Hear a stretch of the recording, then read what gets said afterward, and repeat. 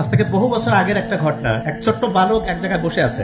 সেই বালকের সামনে ওই সময়ের সবচেয়ে শ্রেষ্ঠ যে জ্যোতিষী, সেই বালকের চেহারার দিকে তাকার পরে বলতেছে, তোমার হাতটা আমি একটু দেখতে চাই। ছোট্ট বালক যখন সেই সবচেয়ে শ্রেষ্ঠ জ্যোতিষীর সামনে হাতটা বাড়াই দিয়েছে, জ্যোতিষী হাত দেখে বাকরুদ্ধ হয়ে গেছে।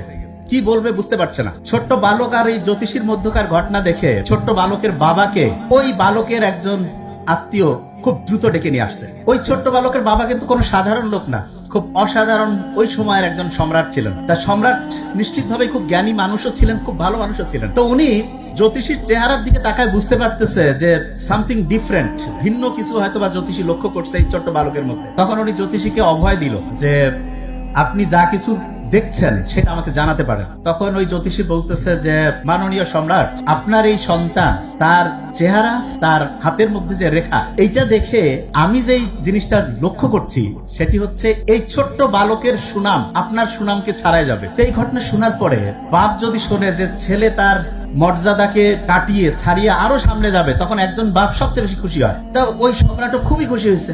খুশি হওয়ার পরে সেই জ্যোতিষীকে বলছেন যে আপনি কি চান। তা জ্যোতিষী বলছে যে আমি যেটা ভবিষ্যৎ দেখতে পাচ্ছি সেটা যদি সত্যি হয়, এইটাই হবে আমার জীবনের সবচেয়ে বড় চাওয়া। তারপরও সম্রাট তো কিছু দিব না, এটা কেমন হয়? তা বলছে ঠিক আছে, আপনার কোনো যদি সাজেশন থাকে বলেন একটু। তখন ওই জ্যোতিষী সম্রাটকে কয়েকটা সাজেশন দিয়েছে, কয়েকটা বুদ্ধি দিয়েছে। এই বুদ্ধিগুলোর মধ্যে একটা বুদ্ধি ছিল যে এই ছোট্ট বালক কিন্তু সাধারণ কোনো বালক না, একে সবসময় আপনি আপনার আশেপাশে রাখবেন। তা সম্রাট চিন্তা করছে ওই সময়ের সবচেয়ে শ্রেষ্ঠ জ্যোতিষী যেহেতু এই পরামর্শ দিয়েছে, তাহলে আমার ছোট্ট শিশুকে আমার সাথেই রাখতে হবে। ছোট্ট শিশুর বয়স 8 থেকে 10, সবসময় সম্রাটের পাশেই থাকে।